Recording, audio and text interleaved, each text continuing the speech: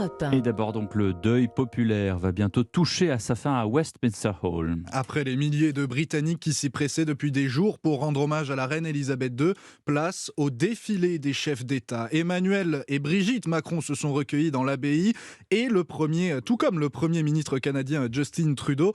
Et Stéphane Place à Londres pour Europe 1. Forcément, la ville vit maintenant au rythme de ses arrivées. Oui, et il y a un indice qui ne trompe pas, ce sont ces cortèges officiels, toutes sirènes hurlantes, qui traversent la capitale britannique.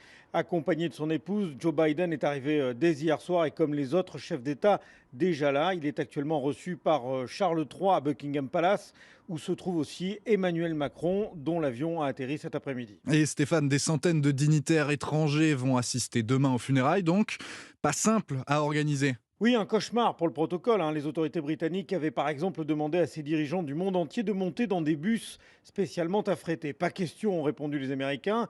Biden est donc là avec The Beast, son imposante limousine blindée. Peut-on avoir une petite pensée pour celui qui a dû annoncer au président Macron qu'il devrait monter dans le bus? S'amuse le Times aujourd'hui. Le président français aurait d'ailleurs dit non.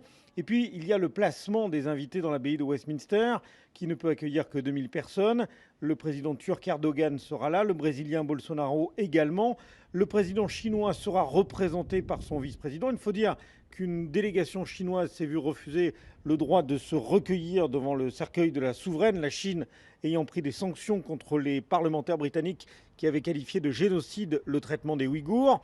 Et puis, pas de carton d'invitation envoyé à Moscou. Londres soutient et fournit des armes à l'Ukraine et a en revanche convié, tout un symbole, l'épouse de Vladimir Zelensky qui assistera donc aux funérailles de la reine. Merci Stéphane Place à Londres pour Europe 1.